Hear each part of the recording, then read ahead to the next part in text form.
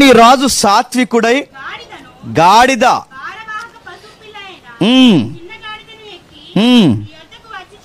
బాగా వినండి, బాగా వినండి. నీ రాజు సాత్వికుడు.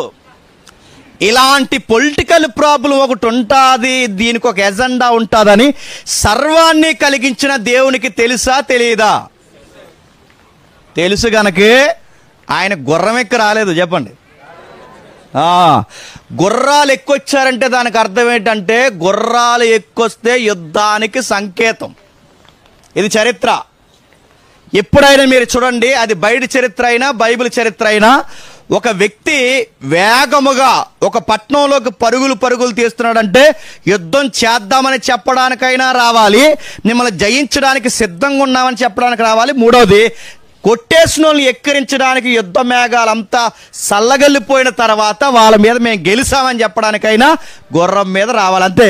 గుర్రం మీద రావడం దేనికి సంకేతం అంటే యుద్ధానికి సంకేతం. గాడిద మీద రావడం దేనికి సంకేతం?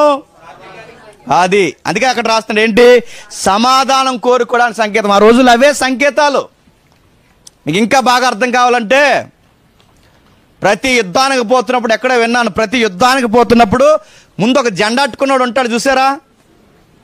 ఆ జెండా పట్టుకుని ఉంటాడు. సరిగ్గా అపోజిషన్ ఎవరైతే ఉన్నారో ఫస్ట్ టార్గెట్ ఎవరికి పెడతారో తెలుసా? ఆ జెండా గడికి పెడతారు. ఎందుకనుకున్నారు? ముందు ఆ జెండా కింద పడిందంటే వాళ్ళ ఎజెండా పడిపోయినట్టే. అందుకే స్టార్టింగ్ ఎవడి మీద గురి పెడతారంటే ఆ జెండా పట్టు